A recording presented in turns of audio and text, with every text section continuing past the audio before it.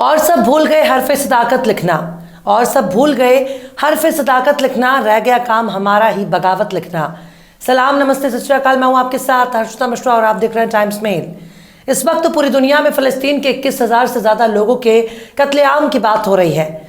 21,000 मासूमों के कातिल इजराइल की बात हो रही है।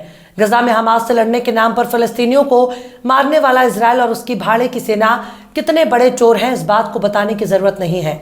गजा में घुसकर इजराइल लगातार चोरी, डकैत और लूटपाट कर रहा है, पर इस वक्त इजराइल की सेना में चोरी करने वाले एक बहुत बड़े इजराइल चोर का खुलासा हुआ है, जो चोरी में इजराइल सेना का बाप साबित हुआ है। मतलब चोर ने अपने से बड़े चोर को पकड़ लिया और बहुत ही शान से दिखा रहा है कि हमने एक चोर को पकड़ लिया। पर सबसे बड़ा सवाल ही यही है कि एक चोर ने दूसरे चोर को आखिर कैसे पकड़ा होगा।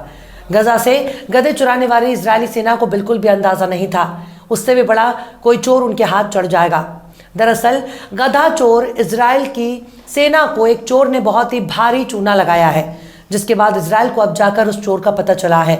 इस चोर ने 7 अक्टूबर को हमास के हमले के बाद बाकायदा सेना में रहकर बड़ी चोरी को अंजाम दिया। इसने गोला बारूद समेत कई हथियारों को न सिर्फ चोरी किया बल्कि उन्हें बेचकर मोटा पैसा कमाया। मतलब इजराइल को मालूम ही नहीं था कि सरकारी चोरों के बीच कोई बाहरी चोर छिपा हुआ है। जिस तरह से नेतन्याहू को इजराइल में बहुत बड़े चोर के तौर पर इजरायली जनता देख रही है, उस हिसाब से नेतन्याहू के भ्रष्टाचार के सामने इस चोर की कोई हैसियत है ही नहीं।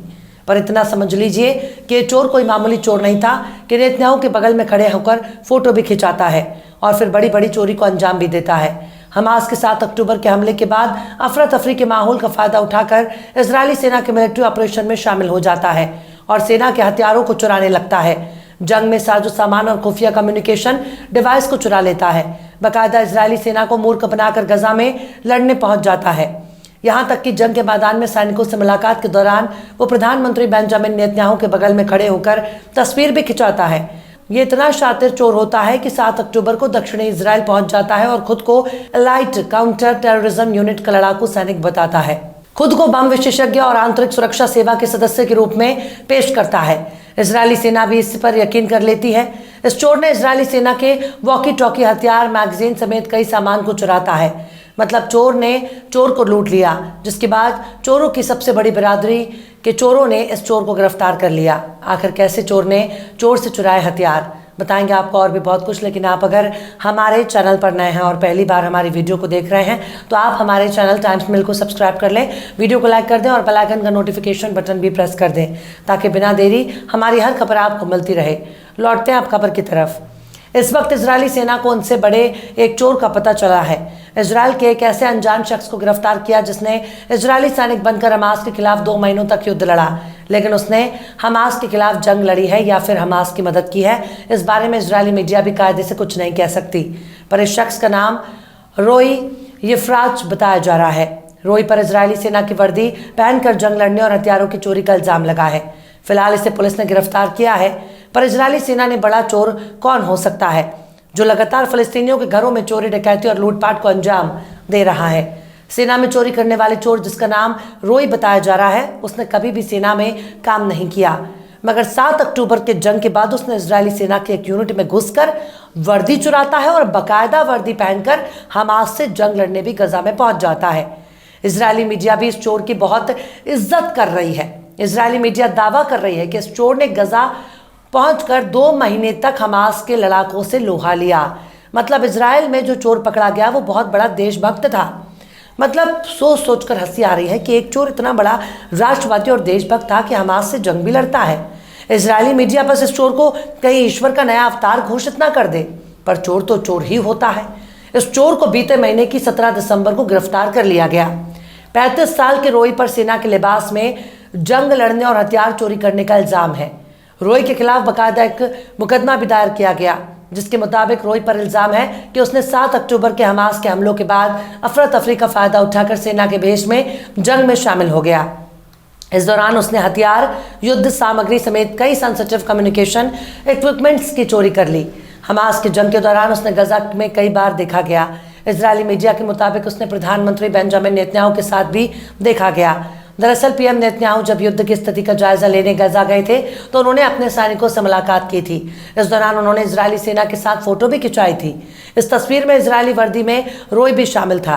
रोई के खिलाफ इल्जाम में बताया गया कि 7 अक्टूबर को साउथ इजराइल गया और खुद को एलिट एंटी टेररिज्म यूनिट का हिस्सा बताया। इसके अलावा उसने ये भी बताया कि वो बम डिस्पर्सल एक्सपर्ट और Shin Bet internal security service का सदस्य है।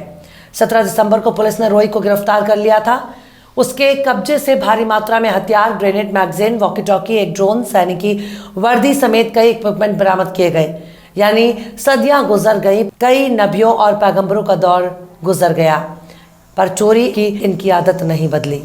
पुलिस ने हथियार चोरी के मामले में एक पुलिस अधिकारी समेत 4 अन्य लोगों को भी हिरासत में लिया।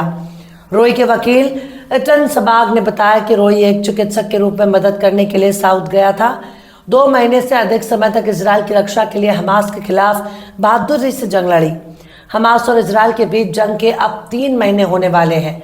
दोनों के बीच 7 अक्टूबर को इसकी शुरुआत हुई थी। गजा में तकरीबन 88 दिनों से जंग जारी है। अब तक 22,000 से ज़्यादा फ़लस्तीनियों की मौत हो चुकी है, जिनमें 8,000 से ज़्यादा बच्चे हैं और 6,000 से ज़्यादा औरतें हैं। हालांकि अब फ़लस्तीनियों ने अरब के बद्दुओं की हरकतों को देखकर बहुत कुछ सीख लिया है। अब अरब के गुलामों को फ़लस्तीन पहचान चुका है। अब फ़लस्तीन के लोगों ने जुब्बा, टोपी और कुर्ता पहनने वाले अरबियों के दिल और दिमाग को पहचान लिया। अब अरब के चेहरे से बेशर्मी का नकाब हट चुका है। अब सबको मालूम हो चुका है कि अरब का मतलब अमेरिका भी होता है। इसलिए फ़लस्तीनियों ने अब हालात से मुकाबला करना सीख लिया है। अब फ़लस्तीन ने इजराइल को टक्कर देना सीख लिया है।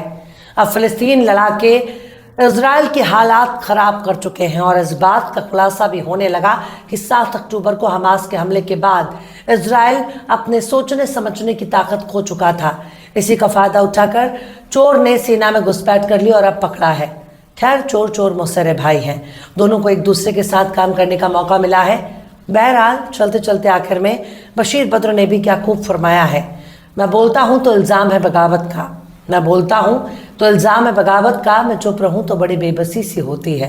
फिलहाल इस वीडियो में बस इतना ही। वीडियो आपको कैसा लगा कमेंट बॉक्स में आप ज़रूर बताइएगा। वीडियो पसंद आए तो लाइक करें। हमारे वीडियो लिंक को फेसबुक, ट्विटर, व्हाट्सएप पर अपने रिश्तेदार, यार, दोस्तों को भी शेयर करें और बेबाक, निष्पक्ष, स्वतंत्र पत्रकारिता को सपोर्ट करने के लिए आप हमारे चैनल टाइम्स मेल को ज़रूर से सब्सक्राइब करें और हाँ, बेल आइकन की घंटी वाली बटन भी आप ज़रूर से दबा दें ताकि आपको हमारे आने वाले नए वीडियो की नोटिफिकेशन फौरन ही मिल जाए। फिर मिलते हैं किसी और वीडियो में एक नई खबर के साथ। हर्षिता मिश्रा को दीजिए इजाज़त। जय हिंद। तो देख लिया आपने हमारे इस वीडियो को। हमें उम्मीद है कि आपने हमारे वीडियो को लाइक किया होगा और दूसरों को भी शेयर किया होगा। अगर अभी तक आपने हमारे चैनल टाइम्स मेल को सब्सक्राइब नहीं किया है तो जल्दी से सब्सक्राइब कर दें और बेल आइकन भी प्रेस कर दें।